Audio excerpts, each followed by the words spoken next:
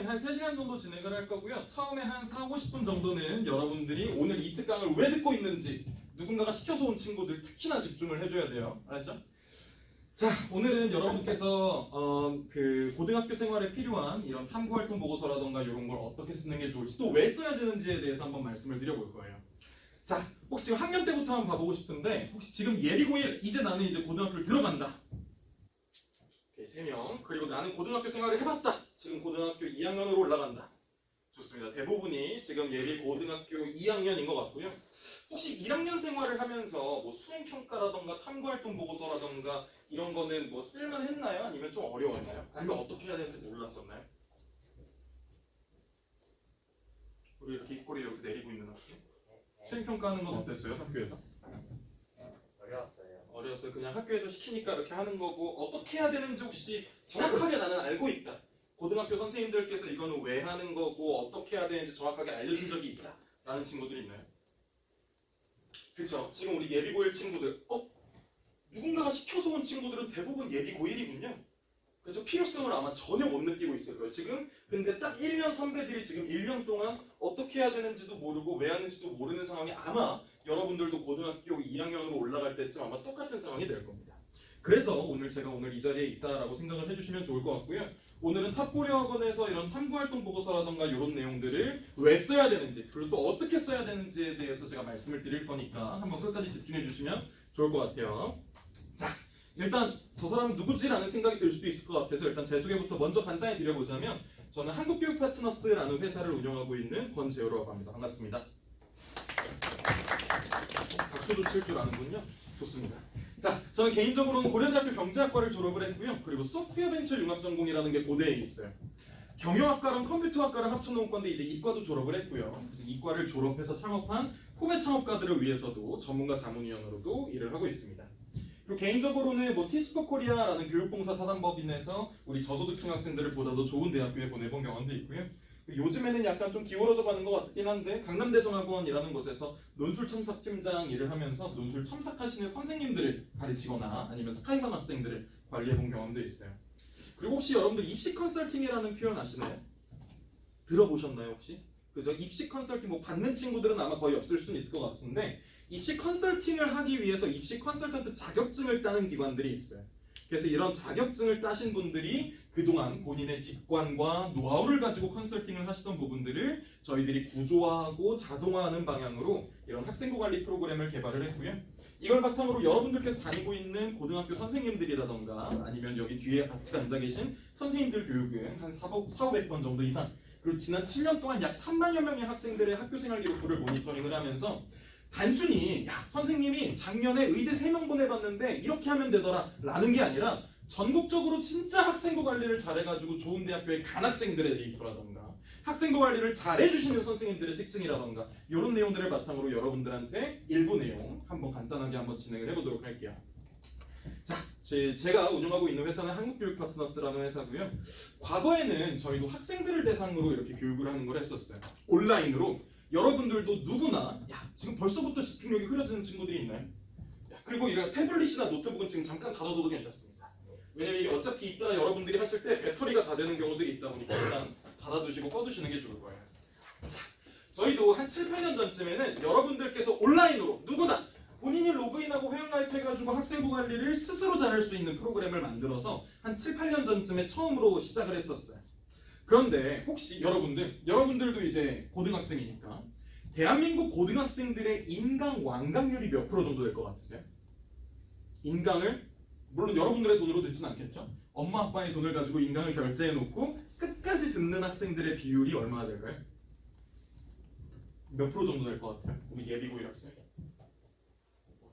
5%? 다른 의견 있나요 혹시? 우리 이렇게 엎드리고 있는 학생? 20%? 오히려 3배가 조금 더 비현실적이군요. 일단은 2%에서 5% 정도 정말 대다수의 학생들이 인강을 끝까지 듣질 못합니다. 오히려 20%라고 얘기한 거는 본인은 인강을 끝까지 잘 듣다 보니까 그렇게 얘기한 걸 수도 있을 것 같아요. 어쨌든 대한민국 학생들이 이렇게 자기주도적으로 공부하는 건 쉽지만은 않다라는 걸 말씀을 드리는 거고요.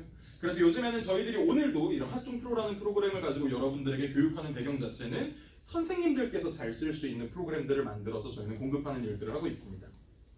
이렇게 다양한 일들을 이렇게 하고 있고요. 학교 현장에서 쓰이고 있는 뭐 메이저맵이라던가 대학 전공 백과라던가 이런 것들도 저희들이 만들고 운영을 해왔고요. 저희 회사는 이런 교육부 장관상이라던가 아니면 서울시에 있는 AI 회사 452개사 정도가 모여서 했었던 기술사업화 대회에서도 1등을 할 만큼 여러분들께서도 한번 믿고 되게 재밌는 프로그램을 만들어 놨으니까 한번 끝까지 잘 따라와 주시면 좋을 것 같아요. 자, 오늘은 탑고려학원에서 이런 내용을 가지고 일부를 진행을 할 겁니다. 첫 번째는 여러분들께서 정시와 수시에 대해서 우리 고등학교 1학년 생활을 겪은 친구들은 대부분 알고 있나요? 정시랑 수시에 대해서는 알고 있는 것 같고 우리 예비고일 친구들은 정시, 수시 뭔지 알고 있나요? 좋습니다. 그럼 학생부 교과랑 종합은 뭔지 아나요? 그런 것도 모르나요? 우리 고등학교 1학년 친구들은 어떻죠? 학생부 교과랑 종합이 뭔지 아나요 혹시? 아나요 우리? 알고 있는 친구도 있고 뒤에 있는 친구도 혹시 알고 있나요? 네. 그래요? 좋습니다. 그러면 여러분들께서 아마 이름 같은 건 정확하게는 들어보셨겠지만 조금 더 구체적으로 간단하게 한번 설명을 드려보는 시간을 가져볼 거예요. 그리고 여러분들께서는 아마 여러분들 부모님들 중에서 입학사정관 분이 아니시다라고 한다면 어떤 기준을 가지고 학생들을 뽑고 싶어 하는지에 대해서는 모르고 계실 가능성이 높아요. 그래서 여러분들을 뽑을 준비를 하고 있는 대학교의 입장에서는 어떤 학생들을 뽑아보고 싶어 하는지에 대해서도 먼저 간단하게 한번 얘기를 해볼 거예요. 그리고 우리 예비고1 친구들 같은 경우는 2028학년도 대입 개편안이라고 해서 굉장히 많이 바뀐 입시에 이제 적용이 되는 친구들이고요.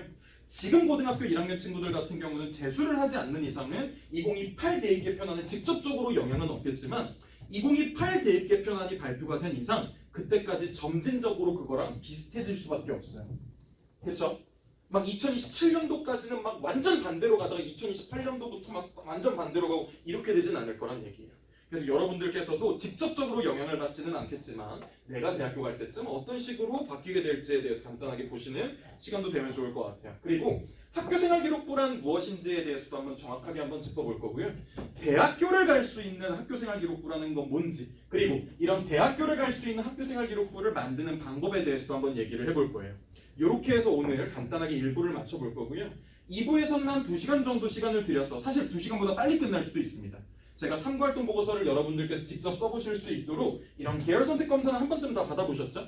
원장님께 이렇게 아마 학종학원이라고 얘기해가지고 이렇게 사이트 받으셔가지고 해보셨을 텐데 이걸 바탕으로 여러분들께서 한번 탐구해보고 싶어하는 흥미로운 주제를 같이 찾아서 오늘 탐구활동 보고서를 끝까지 한번 써볼 겁니다. 벌써부터 막막하죠? 근데 제가 이따가 탐구활동 보고서를 쓰는 게 그렇게 어려운 게 아니구나. 나도 이렇게 하니까 1시간 만에 탐구 보고서가 만들어지네 라는 걸 경험시켜 드릴 거니까 한번 따라와 보세요. 자, 제가 오늘 여러분들은 아직 고등학교 3학년이 되어보지 않았다 보니까 여러분들이 고등학교 3학년이 됐을 때 여러분들 선배들도 고3이 돼서야 깨닫게 되는 것들에 대해서 한번 간단하게 한번 짚어볼게요. 여러분들 한번 머릿속으로 한번 상상을 해볼게요. 자, 지금부터 여러분들은 예비고 1이 아니고 예비고 2가 아니고 고등학교 3학년을 한 학기 정도 다니고 이제 여름방학으로 접어들고 있는 요 시점쯤이라고 상상을 한번 해볼게요. 수능도 이제 얼마 안 남았어요. 그죠? 자, 지금 이 순간 여러분들이 가장 열망하는 게 뭘까요? 대학이요. 좋은 대학 가고 싶죠. 그죠? 지금 이 순간 세계평화 이런 걸 꿈꾸지는 않을 거예요. 좋은 대학교를 가고 싶을 거라고 생각을 해요. 좋아요. 대한민국엔 좋은 대학 갈 수 있는 방법이 크게 2가지가 있습니다. 첫 번째, 정시라는 게 있고요. 2번째는 수시라는 게 있어요. 좋아요. 대답하는 학생 제가 계속 이렇게 눈여겨보고 있어요. 맞아요. 정시가 있고 수시가 있죠. 그리고 정시는 뭐 보고 뽑는 전형이죠? 그래서 수능이라고 얘기를 했고요. 수시는 뭐 보고 뽑는 전형이죠? 그래서 학교 성적, 내신, 그리고 또 다른 의견 있나요 혹시? 학생부, 그래서 똘똘한 학생도 있는 것 같은데 귀신 같죠? 대부분이 내신이다고 얘기를 했고 몇몇 학생들은 학생부다라는 거를 지금 대충은 알고는 있지만 고등학교 1학년 때 딱히 챙겨본 적은 없고 고등학교 2학년 돼서 해야 되는데 하다 보면은 수능 점수도 안 오르고 내신도 잘 안 오르다 보니까 계속 후순위로 밀리면서 끝까지 안 하다가 고등학교 3학년이 돼서야 학생부 관리 찔끔하고 나서 대학교 지원하는 게 99%의 학생들일 겁니다. 그죠? 여러분들의 미래가 그래요. 근데 안 그렇게 만들기 위해서 오늘 이 시간에 온 거겠죠? 좋아요. 자, 정시부터 한번 봐볼게요. 정시 같은 경우는 여러분들께서 아무리 공부를 열심히 한다고 하더라도 막상 누구랑 붙어야 되죠? N수생들이랑 붙어야 돼요. 실제로 점점 N수생들이 이렇게 늘어나고 있고요. 실제로 상위 15개 대학교의 정시 합격자 70% 정도는 다들 N수생들이에요. 그래서 여러분들께서 수능으로 이렇게 N수생들이랑 붙어서 좋은 대학을 가는 게 쉽지만은 않다라는 걸 미리 말씀을 드리는 거예요. 불가능하다라고 말씀드리는 게 아니라 여러분들께서 어느 정도 해도 되지 않을까라는 거랑은 다르다는 얘기예요. 저도 고대 경제학과에 들어갈 때 삼수에서 들어갔거든요.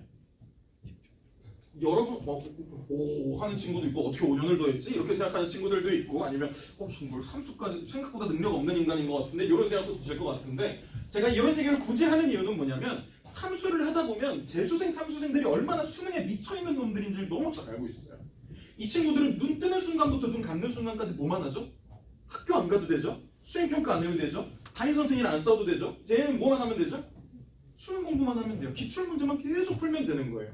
그러다 보니까 계속 반복학습, 10개년 기출, 10개년 6월 모평, 9월 모평, 수능 기출, 오답노트 10번씩 만든 이런 애들이랑 붙어서 여러분들이 좋은 점수를 내기가 쉽지만은 않다는 얘기입니다. 물론 그럼에도 불구하고 좋은 성적을 내기 위해서 노력해야 되는 건 맞아요. 이런 자료도 되게 흥미롭기는 해요. 혹시 의대 가고 싶어하는 친구 있나요? 혹은 서울대 가고 싶어하는 친구 없나요? 생각보다 야망은 없군요. 좋습니다. 자, 예비고일 정도면 서울대를 꿈꿀 만한데 고등학교 1학년쯤 되면 현실을 좀 받아들이게 되고 일단 한번 가볼게요. 이거는 정시 모집을 가지고 의대 들어간 학생들의 비율을 한번 본 거예요. 한번 볼게요. 2020년, 2021년, 2022년, 2023, 4년도 자료 아직 안 나왔는데 한번 봐볼게요. 현역으로 의대를 들어간 학생들은 내년이 지나도 한 20% 정도로 비슷비슷해요. 그렇죠? 공부 잘해가지고 수능으로 의대 들어가는 고3 학생들은 일정 비율로 있다는 얘기입니다. 그죠? 근데 어떤 학생들이 점점 줄고 있죠? 재수생들이 점점 줄고 있죠. 그럼 누가 점점 늘고 있죠? 삼수 이상한 애들이 점점 늘고 있어요. 그렇죠? 이게 혹시 무슨 말일까요? 오랫동안 공부하면 수능은 잘 나온다는 얘기예요. 왜 그런지 아시나요 혹시? 수능은 이미 30년이 넘은 시험이에요. 하지만 교육과정 자체는 크게 바뀌지 않았다 보니까 이 한정된 범위 내에서 6월 모평, 9월 모평 수능을 30년째 내다 보면 거의 100번의 시험 동안 양질의 문제가 이미 다 나왔다는 얘기예요. 그래서 누가 더 많은 기출 문제를 누가 더 많은 반복학습을 통해서 암기를 많이 하고 있느냐가 사실은 N수생들이 수능을 잘 보는 이런 요령이라고도 볼 수 있을 것 같아요. 제가 이런 말씀을 드리는 건 여러분들한테 수능 공부는 부질없다라고 얘기를 하는 게 아니라 이런 친구들처럼 나는 비록 고3이지만 재수생들이랑 붙어서도 좋은 점수를 낼 수 있을 만큼 수능 공부를 열심히 해야 된다. 나의 생각보다는 더 열심히 해야 된다는 걸 말씀을 드리고 있는 거예요. 자, 내신은 어떨까요? 이 자료 같은 경우는 진학사 청소년교육연구소라는 곳에서 모든 고등학생들을 전수조사를 한번 해본 거예요. 그랬더니 내 내신 등급이 1학년 1학기 때에 비해서 3학년 1학기가 돼서 내신을 평균 내봤을 때 3등급에서 1등급, 4등급에서 2등급, 5등급에서 3등급으로 끌어올려지는 친구들 다 합쳐도 몇 프로다? 1.8%에 불과하다라는 얘기입니다. 여러분들이 고등학교 1학년 내신 성적이 어떤지는 모르겠지만 그 내신 성적을 진짜 한 2개 등급 이상 올리기 위해서는 상위 1.8% 학생들만큼의 시간을 투입을 하고 상위 1.8% 학생들만큼의 집중력을 발휘하지 않으면 내 내신 성적이 2개 등급 이상 성적 향상을 이루는 게 쉽지만은 않다라는 걸 말씀을 드리는 겁니다. 이거는 제가 다시 한번 반복을 하지만 확률이나 가능성에 대한 얘기가 아니라 통계적인 부분이에요. 야 이거 어차피 1%밖에 안 돼. 너네 해봤자 의미 없어라고 얘기를 하는 게 아니라 1.8%의 학생들은 이뤄낸다라는 걸 얘기를 하고 있는 거예요. 다만 누구나 얻을 수 있는 건 아니고 상위 1.8% 학생들만큼의 투입하는 공부 시간과 그 노력과 이런 집중력이라던가 전략 같은 것들을 가지고 있어야 된다라고 이야기를 하는 겁니다. 여러분들의 예상보다는 쉽지만은 않다라는 걸 말씀을 드리는 거고요. 그런데 막상 여러분들이 고등학교 3학년 1학기가 끝나고 나서 수시원서 접수라는 거와 정시원서 접수 나 무슨 학교 지원할래? 라고 지원하는 그 티켓을 쓸 때 하는 걸 보면 3학년 1학기 끝나고 나서 좋은 대학교를 가겠다. 내가 3년 동안 열심히 준비한 나의 내신 성적을 가지고 좋은 대학 가겠다 라고 지원하는 학생들이 23만 명 정도입니다. 그리고 내가 3년 동안 열심히 준비했던 나의 수능 실력을 가지고 좋은 대학 가겠다 라고 하는 친구들이 25만 명 정도가 돼요. 근데 막상 여러분들께서 아마 고등학교 3학년 때까지 학생부 관리를 한 학생들은 거의 없을 텐데 그 학생들이 거의 없을 텐데도 불구하고 학생부 종합전형으로 지원하는 학생들이 거의 60만 명에 가깝습니다. 좀 이상하지 않나요? 여러분들이 3년 동안 갈고 닦은 내신 성적과 수능 가지고 좋은 대학 가겠다고 지원하는 게 더 많아야 될 것 같지 않아요? 그렇죠? 근데 막상 여러분들의 선배들은 고등학교 3학년 1학기가 끝나고 나서 원서 접수를 할 때 대부분이 그동안 준비도 안 했던 학생부 종합전형으로 지원해 본다는 얘기예요. 왜 그럴까요? 왜 그럴까요? 아직 여러분들은 저학년이라서 못 느낄 수도 있겠지만 대부분의 고등학교 3학년 학생들은 고등학교 3학년이 되어서야 내 내신 가지고 요거밖에 못 가는구나 라는 걸 그제 가서야 깨닫습니다. 그러다 보면 근데 분명히 내가 들었어. 저 옆집 살고 있는 형이 나랑 똑같은 고등학교 나왔고 나랑 내신도 비슷했는데 더 좋은 학교를 갔다는 얘기를 그때 가서 듣게 될 거예요. 어떻게 갔대? 학생부 종합으로 갔대 라고 하면 학생부 종합으로 찔러보는 겁니다. 자, 물론 여러분들의 전략이 그렇게 나쁘지는 않아요. 이 자료는 경희대학교의 학생부 교과라는 것과 종합의 차이예요. 아까 모른다 그랬으니까 한번 집중해서 보셔야 돼요. 왼쪽 표가 학생부 교과와 관련된 표고요. 오른쪽 표가 학생부 종합과 관련된 표예요. 그리고 학생부 여러분들이 외우려고 하지 말고 그 워딩 그대로로 한번 느껴봐요. 학생부 교과라는 건 이 교과 성적을 보고 뽑겠다라는 게 학생부 교과고, 학생부 종합이라는 건 학생부를 교과만뿐만 아니라 종합적으로 보고 뽑겠다라고 하는 전형이에요. 빨간색 X표는 지원했다가 불합격한 학생의 내신 성적이고요.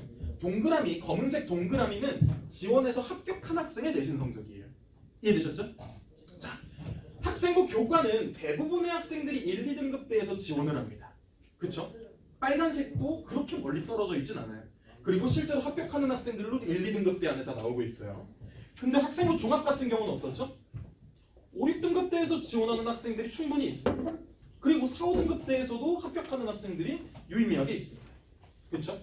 그리고 심지어 학생부 교과는 내가 내신 1등이다 하면 무조건 합격이죠. 그죠? 근데 학생부 종합은 어때요? 내가 국어국문학과에 지원한 애들 중에 내가 내신 1등이에요. 내가 1.3 정도를 받아서 내가 경희대학교 국어국문학과에 지원한 학생 중에 분명히 내 내신 1등인데도 떨어집니다. 그죠? 국어국문학과도 그렇고 철학과도 그렇고 영어영문학과도 그렇고 뭐 다양한 학과들에서 그래요. 자, 그러면 학생부 교과라는 것과 학생부 종합이라는 거의 가장 큰 차이가 뭘까요? 내신, 교과 성적을 얼마나 비중 있게 보느냐의 차이일 거예요. 이해되시나요?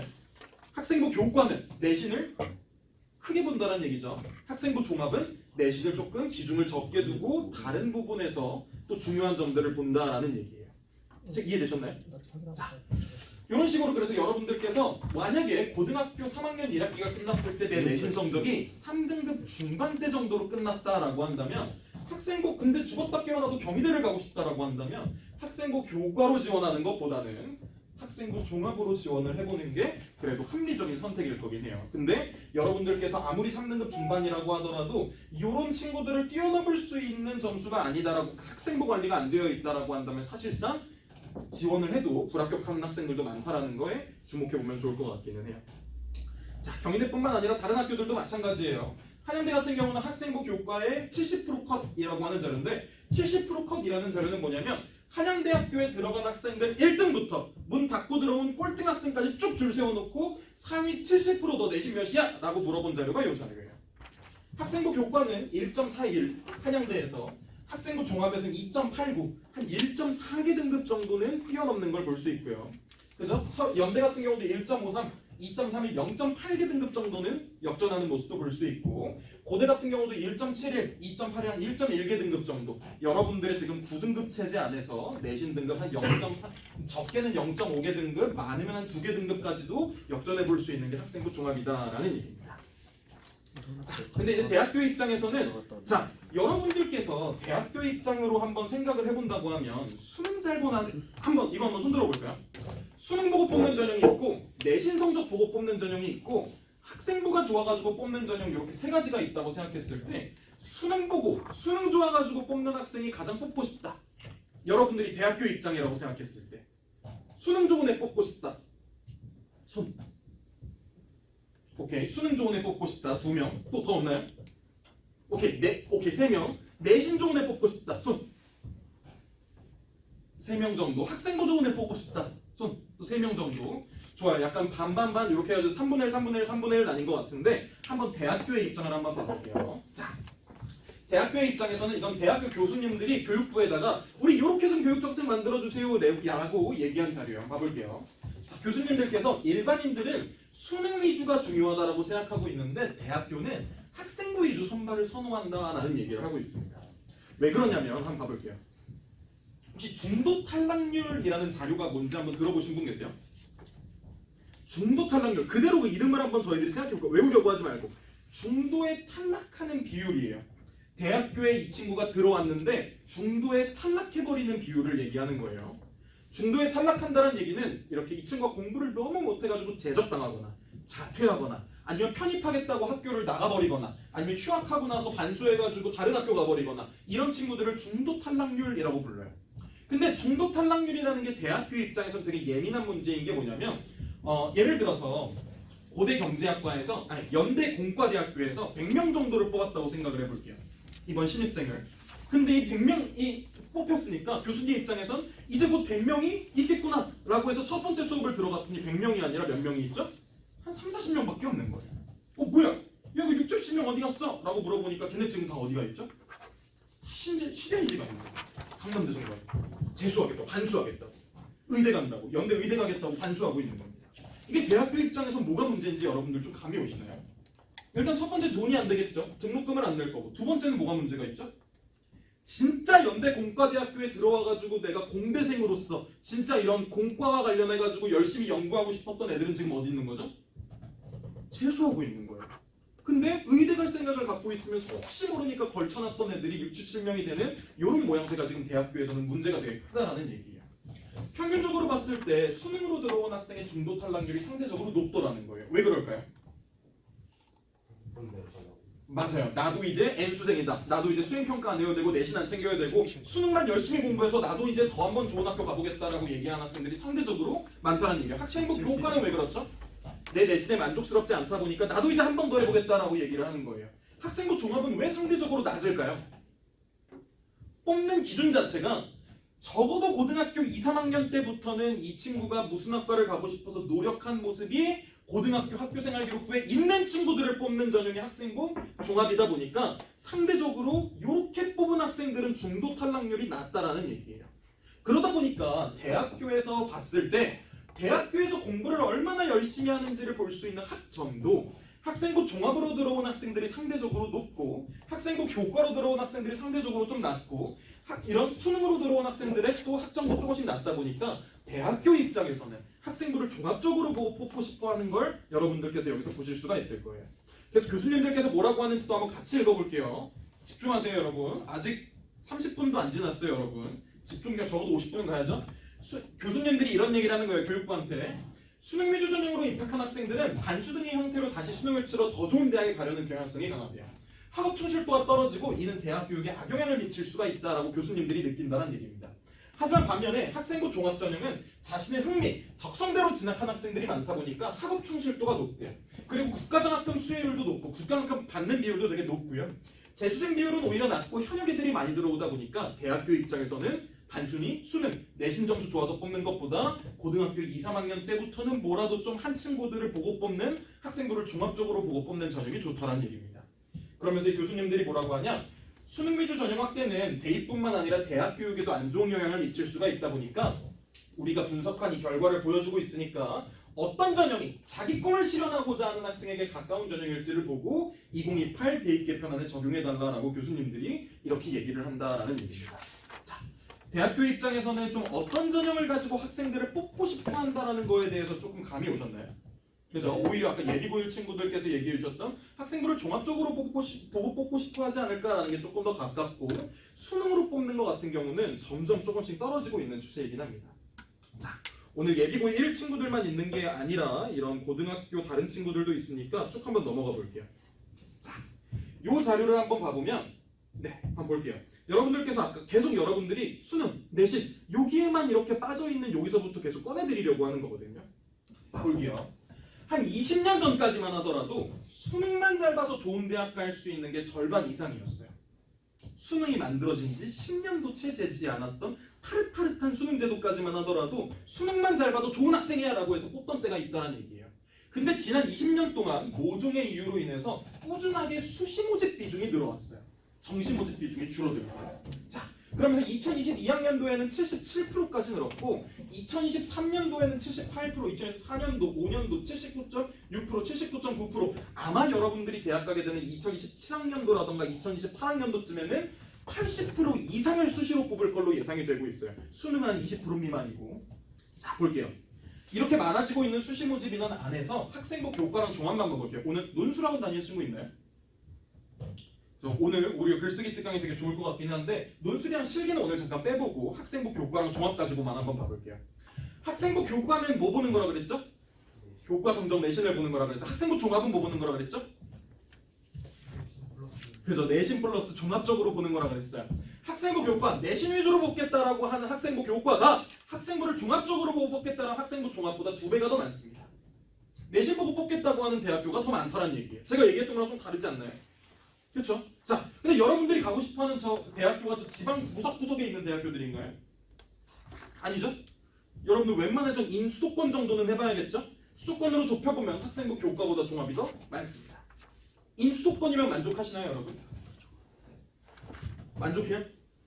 옆에 친구한테 이제 자랑하고 난 이 대학 갔는데 이렇게 놀리려고 그러면은 웬만하면 상위 15개 대학 정도는 가봐야 될 겁니다. 상위 15개 대학 정도로 좁혀보면 학생부 교과보다 종합이 적을 때는 3배, 많을 때는 5배까지 많습니다.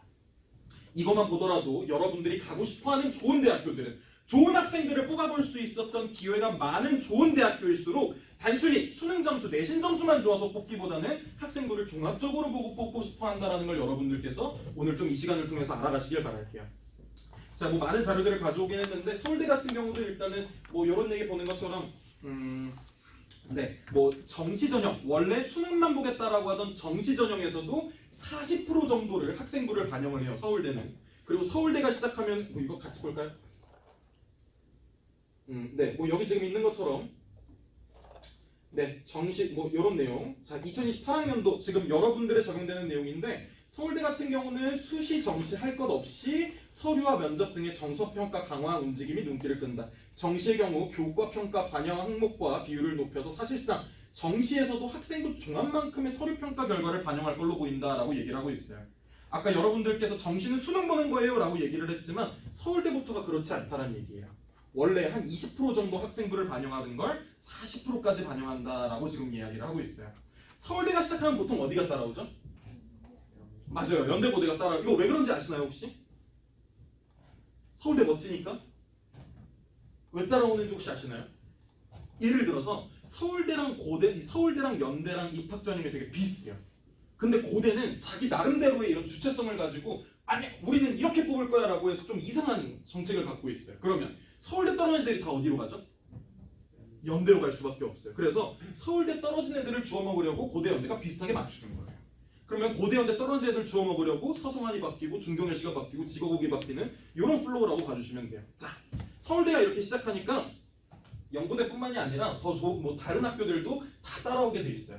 2028학년도 대입 정시에서 내신 요소, 학생부 등을 반영하거나 확대할 준비를 하고 있느냐라고 물어봤을 때 약 81%의 대학들이 반영할 준비를 하고 있다라는 얘기예요. 그래서 여러분들 특히나 우리 예비고일 친구들이 대학교에 갈 때쯤 됐을 때는 여러분들께서 수능만 잘 봐서 좋은 대학 갈 수 있는 시대는 끝났다라는 얘기입니다.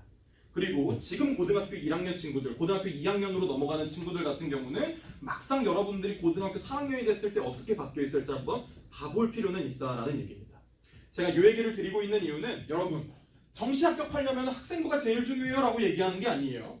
정시에선 수능이 가장 중요하지만 내가 수능을 아무리 잘 봤다고 하더라도 학생부 관리 상태가 안 좋고 학교 생활을 평상시에 대충 했다라고 한다면 원장님이 물어보는데 대답도 안 하고 막 이런 모습을 여러분들이 보인다라고 한다면 여러분들이 학생부 관리 상태가 좋지 않을 거고 그렇다면 정시에서도 원래 수능만 보는 줄 알았는데 까딱하면 떨어질 수도 있다는 얘기예요.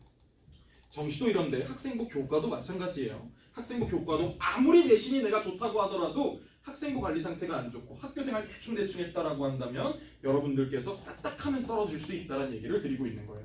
반대로 생각한다면 내가 학교생활을 열심히 하고 학교생활 기록부가 잘 관리되어 있다라고 한다면 내가 조금 수능 내신 점수가 부족하더라도 역전해 볼 수 있는 기회가 생긴다라는 의미이기도 해요. 이해되셨죠? 자, 그럼 이제 거의 마지막 순서로 한번 와보자면 여러분들께서 학생부 관리를 한다라는 거는 되게 어렵게 생각하고 계실 가능성이 높아요. 왜 그러냐면 학생부를 관리한다는 건 한 4, 5년 전까지만 하더라도 해야 될 게 굉장히 많았어요. 여기 보이는 것처럼 교과활동, 종합의견, 자율활동, 동아리, 봉사, 진로, 수상경력, 독서활동 이 모든 걸 다 관리하고 다 평가하는 게 학생부를 관리한다라고 4, 5년 전까지만 해도 그랬어요. 근데 우리 고등학교 2학년 올라오는 친구들 이거 다 관리할 수 있었나요? 수능내신하기라 바뀌었죠. 그죠? 그러다 보니까 누구나 다 관리하지 못한다라는 게 이게 교육부 입장에서는 되게 스트레스인 거야. 정시에도 이제 학생부 반영하고 싶고 학생부 교과에서도 반영하고 싶고 심지어 좋은 학교에서는 학생부를 종합적으로 보고 싶어하는 움직임들이 정말 심한데 그런데 학생부가 누구나 다 관리하지 못할 만큼 어렵다 보니까 이걸 누구나 다 관리할 수 있도록 계속 꾸준하게 간소화를 해온 게 지난 4, 5년 동안의 노력이다라는 얘기예요. 그러면서 지금 여러분들이 고등학교를 다니고 있는 이 현장에선 이걸 다 관리할 필요가 없고 자 작년부터 어떻게 바뀌었냐 여러분들 때부터 어떻게 바뀐 거냐면 교과활동에서는 방과후활동 미기재, 영재발명교육 미반영 미기재는 애당초 생기부에 안 적힌다는 얘기고 미반영은 적히긴 하지만 대학교에서 볼 방도가 없다는 얘기예요. 어쨌든 둘 다 빠진다는 얘기예요. 교과활동에서 방과후활동은 생기부에 안 들어가요. 그리고 영재발명교육도 대학교에 반영이 안 되고 동아리 활동도 자율적으로 만들어서 했던 동아리는 빠졌어요. 청소년 단체 활동도 미기재, 소논문이라는 것도 금지, 봉사활동도 특기사항 미기재, 개인적으로 한 봉사활동도 빠져요. 진로활동도 진로 희망 분야 대입 빠지고 수상경력도 빠지고 독서활동도 다 빠졌어요. 여러분들께 지금 남아있는 거는 요게 남아있는 거예요. 저거를 다 할 필요가 없다는 얘기고 요거만 하면 된다는 얘기인데 첫 번째는 종합의견이라고 해서 담임 선생님들께서 여러분들이 이제 1년 지났죠? 이제 1년 지나서 이제 종업식이 아마 한 2월 초쯤 있을 거예요. 우리가 이제 이번 학년도를 끝낼 거야 라고 하는 종업식이라는 걸 하기 전까지 담임 선생님들께서 여러분들의 생기부에다 종합의견이라는 걸 써줄 거예요. 내가 1년 동안 이 친구 가르쳐 보니까 이런 학생이더라고 라고 해서 500자를 이렇게 적어주실 거예요. 자율활동, 내가 1년 동안 했던 자율활동이 500자 안에 적히게 될 거예요. 동아리도 내가 동아리를 혹시 3개를 했든 10개를 했든 100개를 했든 500자 안에 요약이 될 거예요. 진로활동 꽤 중요해 보이네요. 연간 700자까지 쓰인다라고 하고요. 오늘 여러분들이 이 자리에 모인 교과활동이라는 건 한 과목당 교과 선생님들께서 다 교과목 선생님들이 따로따로 계시죠? 그 선생님들께서 500자씩 써주시게 될 거고요. 최대 10과목 이게 2학기가 쌓이면 연간 10,000자까지 쓰일 수 있는 게 교과활동 세특이라는 부분이에요. 여러분들이 세특이 중요하다는 얘기는 어디서든 한 번쯤 들어봤을 텐데 왜 중요한지 좀 느낌이 오셨나요? 느낌이 오셨나요? 여러분들 정시가 됐든 교과가 됐든 종합이 됐든 야 너 생기부 좀 가져와봐 라고 해서 생기부 봤을 때 80% 정도의 내용들이 이 교과활동 안에 들어가 있다라는 얘기예요. 여러분들께서 누구나 다 관리하지 못하는 것들을 다 빼주고 나니까 상대적으로 많이 드러나 있는 게 세특이다라는 얘기예요. 이해되셨나요? 좋습니다. 그래서 오늘은 여러분들께서 이 교과활동을 잘 관리하기 위한 탐구활동 보고서 실습을 하게 될 거다라는 얘기고요. 한번 좋은 세특과 조금 아쉬운 세특을 한번 저희들이 비교해 보면서 우리가 오늘 탐구 보고서를 쓰는 게 이런 거 적히기 위해서 하는 거다라는 걸 한번 저희들이 짚어볼게요. 자, 위에 친구 세특부터 한번 읽어볼게요. 수1입니다.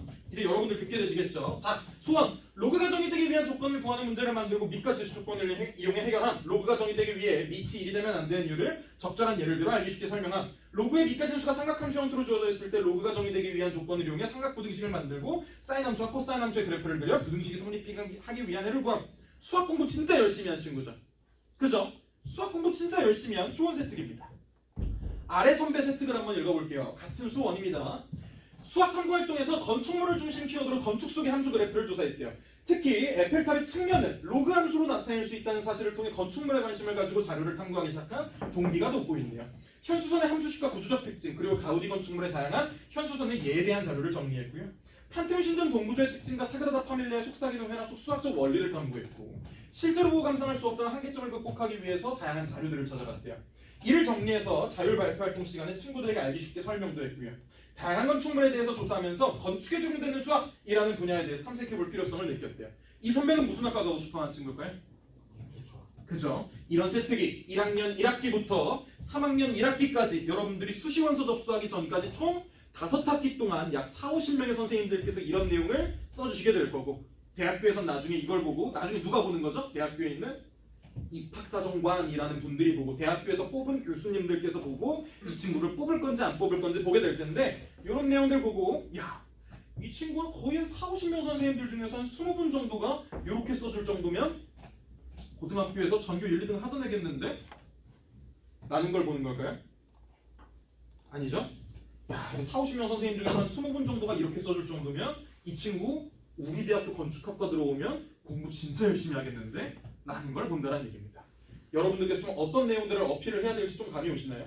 자, 그럼 요 위의 친구는 수학 공부를 열심히 했다라는 것만 어필되어 있는 반면에 이 친구는 수학 공부를 열심히 했다라는 거에 더해서 진로, 어떤 진로를 내가 꿈꾸고 있다라는 거에 더해서 친구들이랑 이렇게 사이좋게 지내고 막 발표하면서 알려주는 이런 모습도 보이니까 공동체 역량이라는 것도 드러나 있을 겁니다.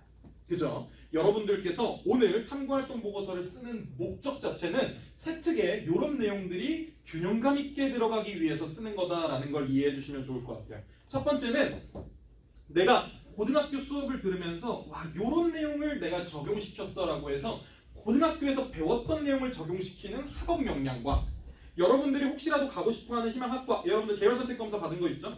그런 학과랑 연관시키려고 하는 여러분들의 진로 역량, 그리고 여러분들께서 단순히 딱 제출하고 끝 이런 게 아니라 여러분들 앞으로 점점 학교에서 프로젝트 수업이라던가 조별활동 수업이라던가 이런 것들이 많아지게 될 텐데 그때 학생들한테 이런 주제 가지고 우리 다 같이 해보는 건 어떨까? 내가 이런 거 자료 좀 가져와 봤는데 우리 이거 한번 다 같이 한번 읽어보고 자료 정리도 한번 해보자.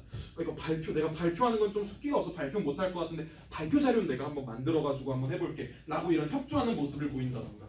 가장 베스트는 여러분들이 용기를 내서 발표하는 것까지도 해볼 수 있다라고 한다면 베스트이긴 할 거예요. 그러니까 여러분들께서 선생님 저희 조에서 했던 내용들 가지고 한번 발표 한번 해보고 싶어요 라고 해서 친구들에게 알기 쉽게 설명하기 위해서 이런 발표하는 모습까지 보인다라고 한다면 이런 공동체 역량과 관련된 내용까지도 균형감 있게 적히는 게 우리들의 목표다라고 봐주시면 좋을 것 같고, 요즘 들어서 조금씩 핫해지고 있는 건 공동체 역량에 더해서 자기주도 역량이라는 것도 되게 중요해지고 있기는 합니다.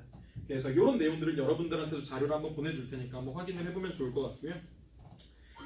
자, 이런 좋은 세특을 쓰기 위해서 결국 여러분들한테 필요한 건 사실 이런 어떤 주제를 가지고 해보는 게 가장 좋을지에 대해서 고민하는 시간이 될 거예요. 그걸 탑고려학원에서 여러분들과 같이 고민을 해주고 해결해주게 될 거고요.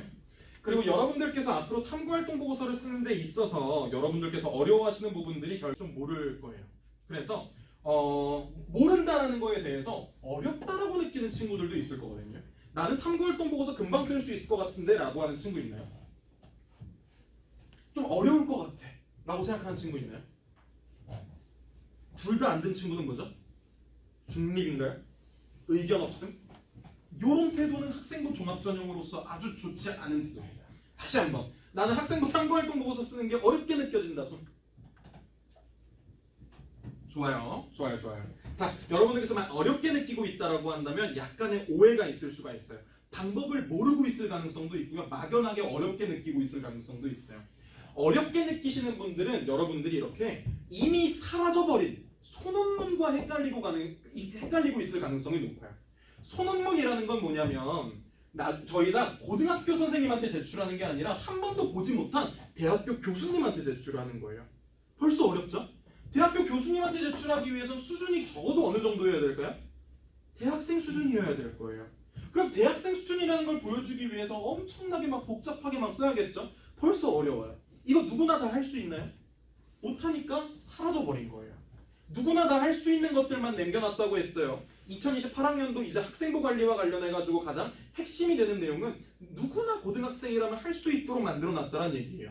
교육부에서 여러분들을 누구나 할 수 있도록 만들어놨다는 얘기인데 소논문은 그럼 없어졌고 지금 저희들이 지금 쓰려고 하는 세특탐구 보고서는 어디다 제출하는 거죠? 대학교에 제출하는 건가요? 고등학교에 제출하는 거죠. 고등학교 누구한테 제출하는 거죠? 맞아요. 여러분들이 한 학기 동안 수업 들었던 선생님한테 제출을 하게 될 거예요. 그 선생님한테 제출하는 이유가 뭐죠? 고스란히 이 탐구 보고서를 보관하고 있다가 나중에 대학교 내가 지원할 때 교수님한테 제가 얼마나 이렇게 탐구 보고서 잘 썼는지 보여주세요 라고 제출하는 건가요? 아니에요. 대학교에선 여러분들이 오늘 쓰는 탐구활동 보고서 등 고등학교에서 작성했던 수행평가 등 이런 걸 절대 볼 수가 없어요. 대학교에서 볼 수 있는 건 그거를 보고 선생님들께서 써주신 500자를 보는 거예요. 이해됐나요? 그러면 그 500자 쓰이기 위한 탐구활동 보고서가 막 어려울 필요가 있을까요? 복잡할 필요가 있을까요? 어차피 500자밖에 안 쓰이는데 3, 40장까지 쓸 필요가 있을까요? 없어요. 정확하게 선생님들께서 500자에 써주실 만한 내용들이 충실히 들어가 있다라고 한다면 그거야말로 가장 효율적인 내용일 거예요. 그죠? 어차피 안 쓸 내용은 안 쓰고 쓸 내용만 쓰면서 여러분들께서 효과적으로 탐구활동 보고서 쓰고 제출하고 수능 공부하고 내신 공부하고 하면서 이런 효율적으로 공부를 해나가는 게 정말 중요할 거예요. 그렇다면 여러분들께서 앞으로 탐구활동 보고서를 써야 되는 방향성은 뭐냐? 한때 대치동에서 논술 강사로 이름을 날렸던 저의 글쓰기 스킬 이런 건 아무 소용이 없어요. 가장 중요한 건 뭐냐면 여러분들 고등학교 선생님들을 교육부에서 교육하고 있는 내용들이 있어요. 자, 선생님들 생기부에 써주는 세특은 이런 내용을 가지고 써주셔야 나중에 대학교에서 이 학생이 어떤 학생인지를 알 수가 있습니다 라고 교육하고 있는 자료들이 있어요. 그 자료를 보면은 이 내용으로 종합해 볼 수 있을 거예요. 자, 선생님들 학생들이 탐구활동 보고서 쓰면서 이 주제를 왜 탐구하기 시작했는지 그 동기 좀 꼭 찾아서 써주세요 라고 이야기를 하고 있습니다.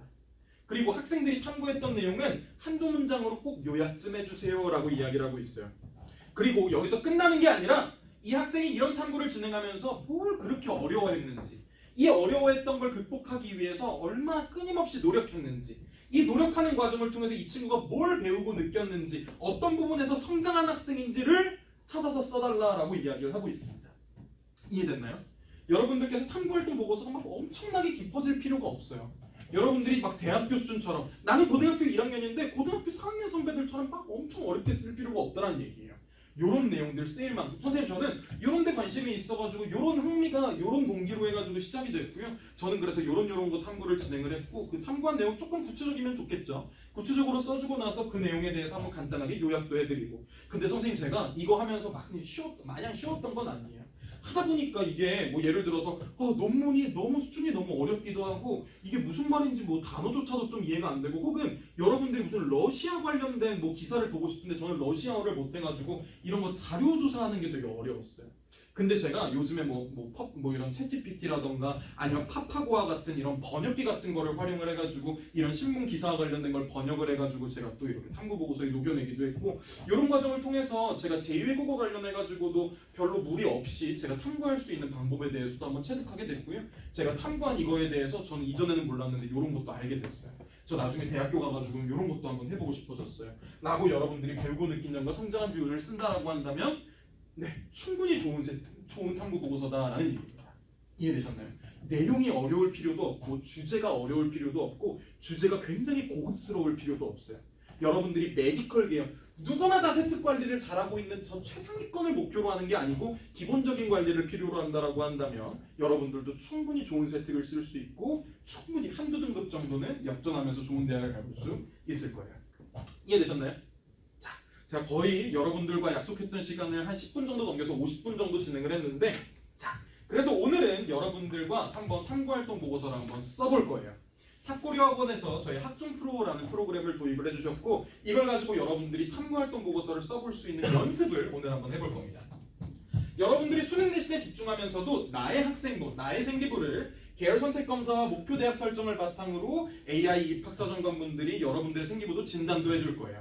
제가 오늘 장표에선 빼긴 했는데 이제 고등학교 2학년 올라가는 친구들 같은 경우는 이제 3월 1일, 올해 3월 1일이 되면 여러분들의 1학년 생기부가 나이스플러스라는 사이트에 업로드가 될 거예요. 1학년 때 여러분들이 배웠던 뭐 교과목 선생님들, 공통과목 선생님들, 담임 선생님들께서 여러분들의 생기부 써준 게 3월 1일이 되면은 이제 업로드가 될 텐데 이제 그것도 입학사정관 AI가 여러분들의 생기부를 진단해주고 다음 학기 때 이렇게 한번 해보세요 라고 가이드를 해주게 될 거예요. 그것도 한번 원장님이랑 3월 1일 이후에 해보면 좋을 것 같고요.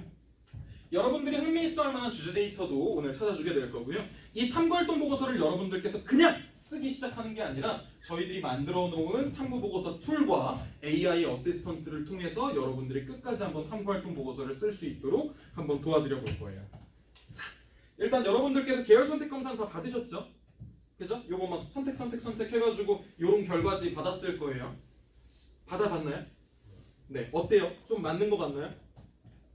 난 좀 다르게 나왔다라는 친구 있나요? 1, 2, 3지망 안에서 내가 원하는 게 없었다 라는 친구들 있나요?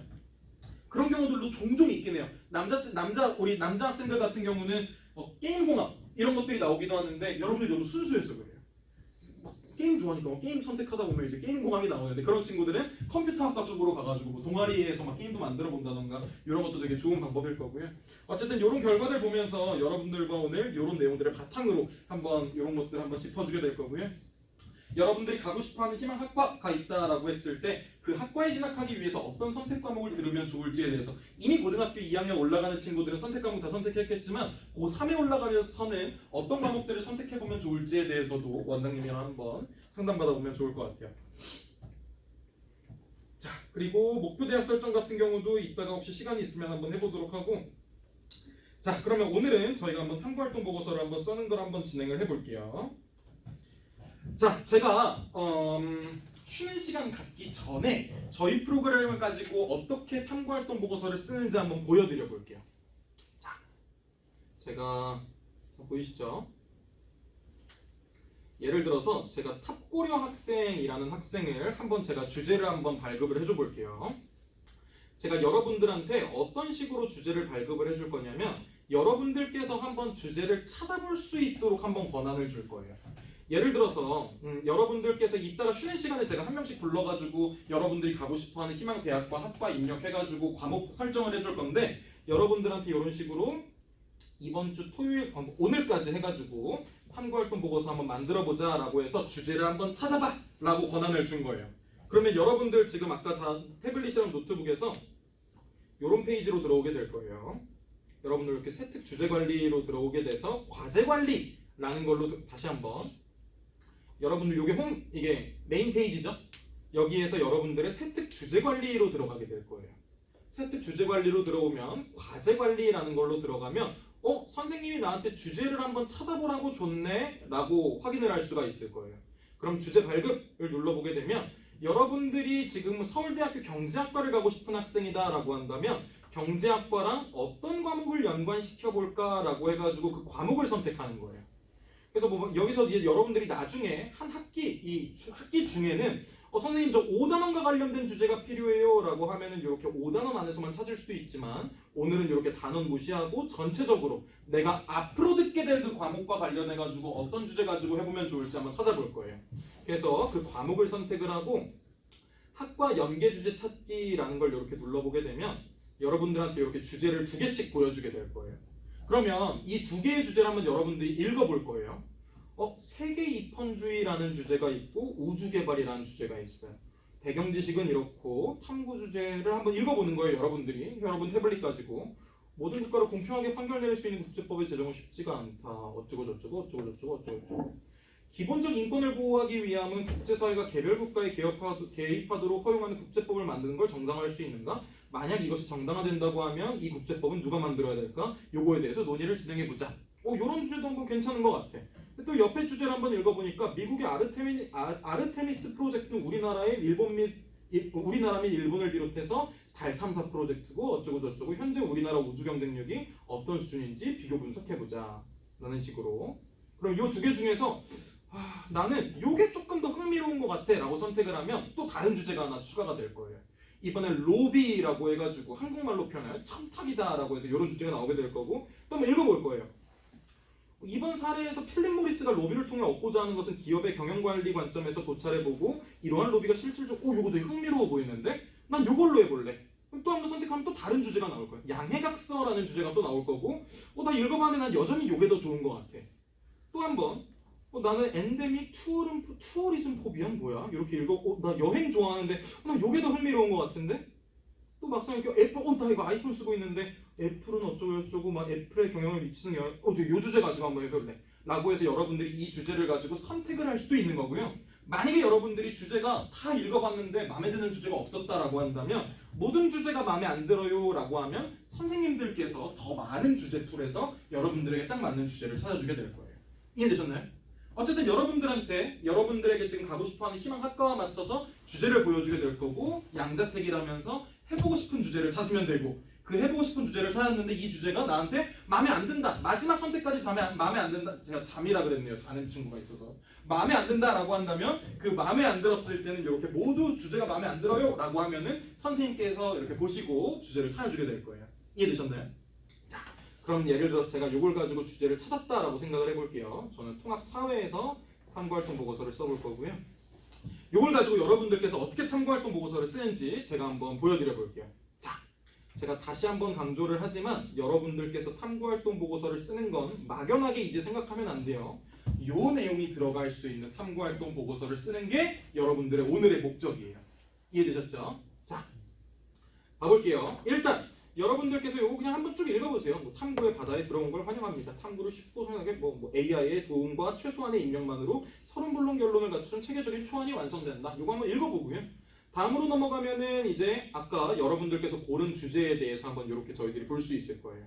아, 내가 방금 아까 찾았던 애플과 관련된 주제는 통합사회라는 과목 안에서 3단원, 5단원, 9단원과 연관되는 주제구나. 아, 그리고 학습 요소는 요런 거랑 학습 요소가 연관이 되는 거구나. 내가 앞으로 고등학교에서 배우게 될 내용과 연관이 있는 주제구나 확인하고 요런 키워드를 이따가 한번 검색해보면 좋겠다라고 해서 한번 확인해보고 애플이라는 거에 대해서 정의를 저희가 한번 읽어볼 거예요. 애플은 뭐 미국의 전자제품 제조회사로 어쩌고저쩌고 명성을 이어가고 있다. 아, 요런 게 정의구나. 그리고 어떤 걸 탐구해보면 좋을지에 대해서 저희들이 한번 충분히 한번 읽어볼 거예요. 애플은 2014년 헬스 앱 출시, 2015년 애플워치 출시 이후 디지털 디바이스를 통한 건강관리 기술 연구에 힘써왔대요. 그러면서 어쩌고저쩌고 애플의 건강관리 관련 하드웨어 및 소프트웨어와 그 개발 동향에 대해 조사하며 이러한 행보가 애플의 경영에 미치는 영향에 대해서 탐구해보자 라는 탐구 주제를 내가 앞으로 탐구를 할 거예요. 확인만 하고 넘어가는 거예요. 오케이, 넘어가고 관련된 도서도 이렇게 2권씩 추천되고 있는 걸 한번 확인을 해보고 자, 이제 넘어가 볼 거예요. 유의사항 확인했고 탐구 시작하기를 눌러볼 겁니다. 이제 본격적으로 탐구활동 보고서를 한번 써볼게요. 제가 쓰는 게 얼마나 오래 안 걸리는지 한번 보여드려 볼게요. 자, 개요 부분에서는 여러분들이 제목을 찾고 이 제목을 가지고 어떤 순서를 가지고 탐구활동을 진행할 건지에 대해서 짜는 게 개요를 짜는 부분이에요. 근데 이 개요를 여러분들 지금 짜기가 되게 어렵게 느껴지죠? 그죠? 그래서 여러분들께 어차피 저희가 어떤 식으로 탐구해보면 좋을지에 대해서 다 알려줬죠? 그러다 보니까 여기서는 AI한테 도움을 받을 거예요. 한번 볼게요. 자, 제목을 뭘로 하지? 라는 생각이 들 텐데 자동 생성 눌러주게 되면 애플의 디지털 건강관리 기술과 경영적 역량이라고 해가지고 제목, 그럴듯해 보이는 제목을 추천해 줄 거예요. 그리고 여기서 만약에 뭐 한 번 더 찾아본다 라고 하면 뭐 똑같네요. 종종 바뀌는 경우들도 있는데 여기서 여러분들이 고쳐도 됩니다. 고쳐도 되는데 네, 뭐 경영적 역량이라고 해가지고 찾을 수도 있을 거고 이렇게 제목을 추천을 받을 거고요. 다음으로 넘어가면 여러분들이 탐구 내용, 목차를 짜기 시작할 거예요. 목차도 여러분들께서 이미 어떤 순서를 가지고 탐구해보면 좋을지에 대해서 이미 다 알려줬는데 여러분들이 목차 쓰는 게 지금 익숙하지 않다 보니까 마찬가지로 자동 생성이라는 걸 눌러주게 되면 건강 관련 하드웨어 및 소프트웨어 개발 동향, 디지털 건강 기술의 소비자 선호 및 시장 점유율, 애플의 건강 기술이 경영 실적에 미치는 영향이라고 해서 요 순서로 한번 탐구해보는 게 어때? 라고 해서 또 알려주고 있는 겁니다. 이해됐죠? 여러분들이 만약에 추가적으로 탐구하고 싶은 게 있다라고 한다면 여기다 추가를 해줘도 괜찮고 아니면은 나 요거 내용들 중에서 애플 내용은 빠질 수는 없을 것 같고 건강관리 한 2번째 문단은 나 안 써볼래. 그냥 나 2가지 내용 가지고 해볼래 라고 하면 요거를 삭제할 수도 있을 거예요. 이렇게 하고 나서 여러분들이 목차를 여기서 나름대로 한번 짜보고 나서 다음으로 넘어갈 거예요. 그리고 나면 여러분들이 요 지금 AI를 가지고 추천받았던 요 목차에 대해서 한번 읽어봐요. 건강관리 관련 하드웨어 및 소프트웨어 개발 동향에 대해서 여러분들이 지금부터 조사를 할 거잖아요. 여러분들이 뭘 조사할 거다라고 선언을 하는 내용, 서술어로 한번 써볼 거예요. 예를 들면 우리나라 젠틀리피케이션의 특징이라고 해서 목차가 나왔다라고 한다면 구체적인 사례를 바탕으로 우리나라 젠틀리피케이션의 특징을 밝힌다 라고 여러분들이 탐구 문제를 선언하는 거예요. 서술어로. 한번 그대로 한번 해볼게요. 그냥 이렇게 쓰면 돼요. 어렵게 생각할 필요 없이 건강관리와 관련된 하드웨어와 소프트웨어의 개발 동향을 분석해본다. 어렵지 않죠?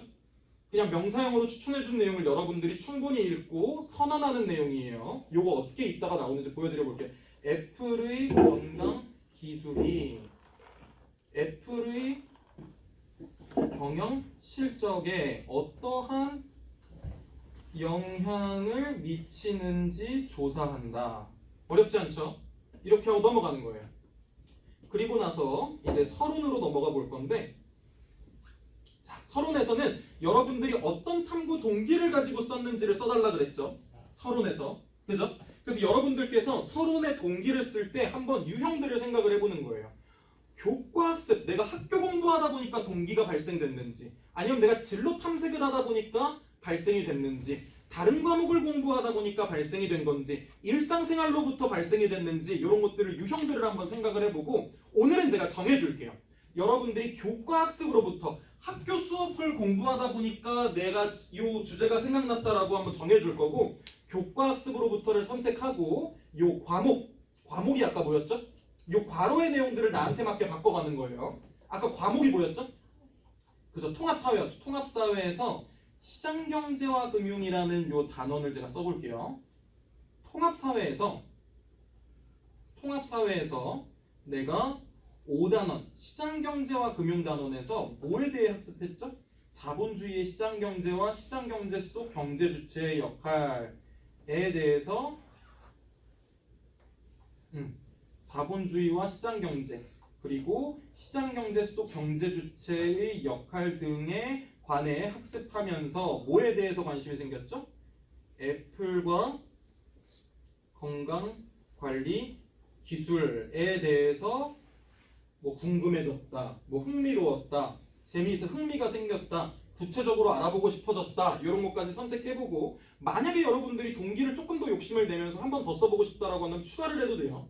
추가했다가 막상 추가해놓고 별로다 싶으면 삭제해도 괜찮아요. 이렇게 넘어갈 거예요. 넘어가고 나는 이에 애플의 디지털 건강관리 기술과 경영적 영향을 주제로 선정해서 보고서 작성을 실시하고자 한다라는 것까지 선택하고 나면 서론 끝난 거예요. 한번 읽어볼까요? 교과학습으로부터 통합사회 5단원에서 자본주의와 시장경제 이런 거에 대해서 학습하면서 애플과 건강관리 기술에 대해서 구체적으로 알아보고 싶어졌대요. 이에 애플의 디지털 건강관리 기술과 경영적 영향을 주제로 선정해서 보고서 작성을 실시하고자 한다. 본 탐구를 통해 해결하려는 탐구 문제는 다음과 같다. 탐구 문제 1. 아까 여러분들이 선언한 내용. 이해되시죠 이제? 자, 이렇게 해서 개요부터 서론까지 작성했고요. 요까지 작성하는데 한 4분 정도 걸렸고요. 이제 본론에서는 여러분들이 탐구를 직접 진행해야 되는 부분이에요. 사실상 어려운 부분은 앞에 서론이라던가 결론이라던가 이런 부분들은 여러분들이 금방 익숙해질 텐데 본론이 사실 여러분들한테 어려울 거예요. 자, 애플이 뭔지에 대해서는 저희들이 아까 추천해줬었던 이미 알려주고 있는 요 내용이 그대로 들어가 있고요. 요건 여러분들이 한 번쯤 읽어보고 넘어가면 돼요.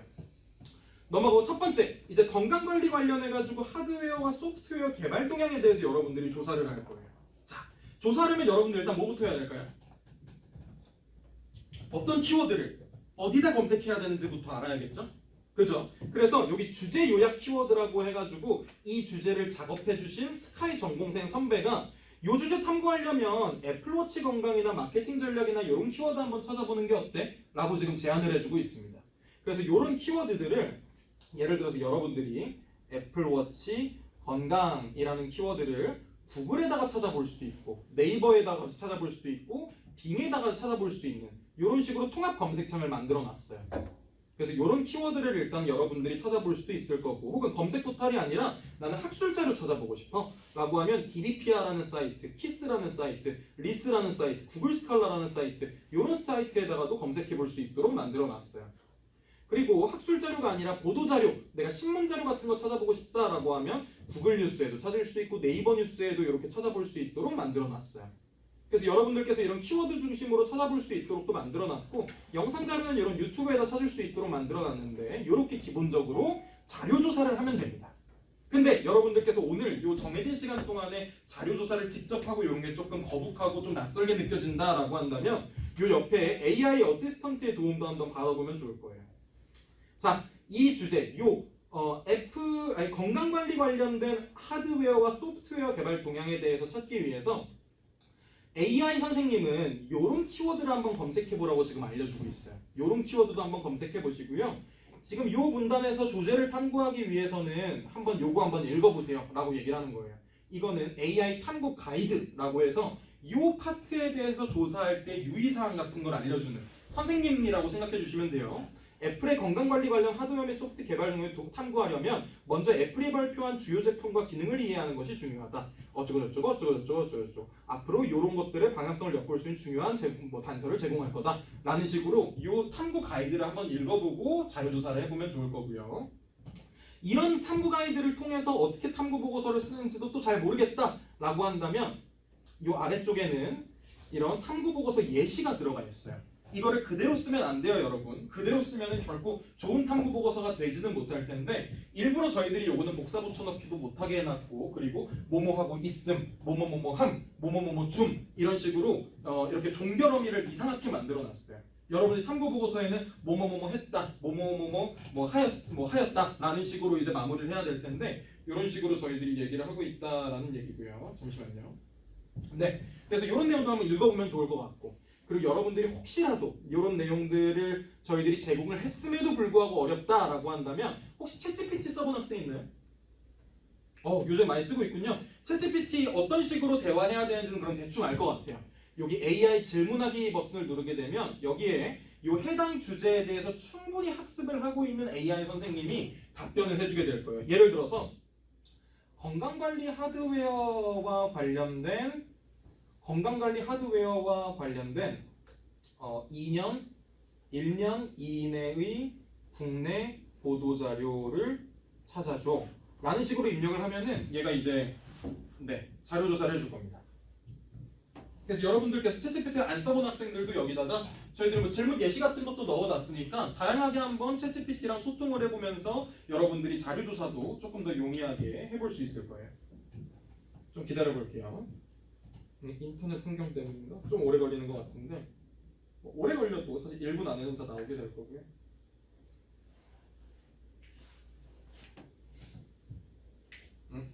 이렇게 오래 걸리죠?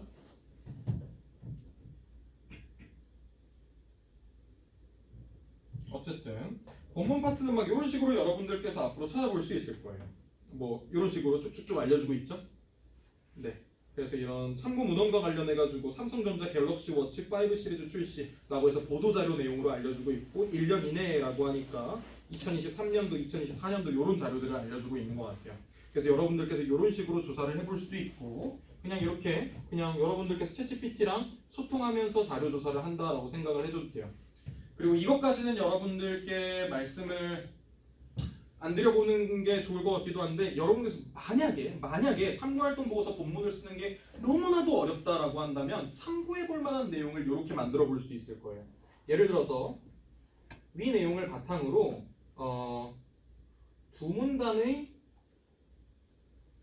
본문으로 구성해줘 라는 식으로 입력을 하면 여러분들께서 탐구활동 보고서를 어떤 식으로 써야 될지에 대해서 약간 힌트를 얻을 수도 있을 거예요. 다시 말하지만 여러분들이 챗GPT를 가지고 생성한 그 내용을 가지고 탐구 보고서에 그대로 썼을 때는 무조건 걸린다라고 얘기하기는 어렵지만 까딱하면 걸릴 수도 있어요. 까딱해서 걸리면 무슨 문제가 생기냐면 학교 선생님들께서 괘씸한데 얘 이거 탐구활동 보고서 직접 안 쓰고 이거 챗GPT 가지고 생성해가지고 나한테 낸 거야. 까딱하면 속을 뻔했네. 그러면서 여러분들 생기부에다가 이 친구는 성실하게 탐구활동 보고서를 작성하지 않는 학생이고 이걸 가지고 뭐 생성해가지고 뭐 이런 걸 했음이라고 해서 생기부에 한 문장이 적히는 순간 여러분들 대학교에서 안 좋게 볼 가능성이 높아요. 그래서 이런 식으로 탐구활동 보고서를 본문을 써볼 수가 있겠구나라는 걸 읽어보고 여러분들께서 조금씩 바꿔가면서 나의 본문으로 만들어 본다거나 아니면 충분히 이해하고 나의 문장으로 만들어 본다거나 이런 과정을 거치면 될 거예요. 이해되셨나요?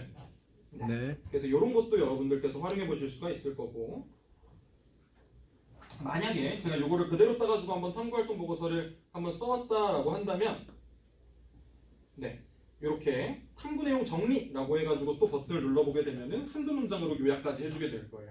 결국 학교 선생님들께서 여러분들이 무슨 내용을 가지고 탐구했는지 한두 문장으로 요약을 해서 세트를 써줄 거다 보니까 이렇게 내가 위에 작성한 이 탐구활동 보고서 요약도 이렇게 시킬 수가 있을 거고요. 쓰는 게 불편하다 그러면 이렇게 해가지고 늘릴 수도 있어요.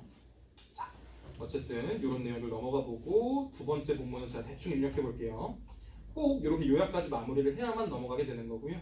결론에서는 이제 학생들이 여러분들께서 아까 본문 작성했던 거랑 비슷해. 이게 서론 작성했던 거랑 비슷해요. 내가 뭐가 어려웠더라? 한 번쯤 생각해보면 좋을 거예요. 내가 정보 습득하는 게 어려웠나?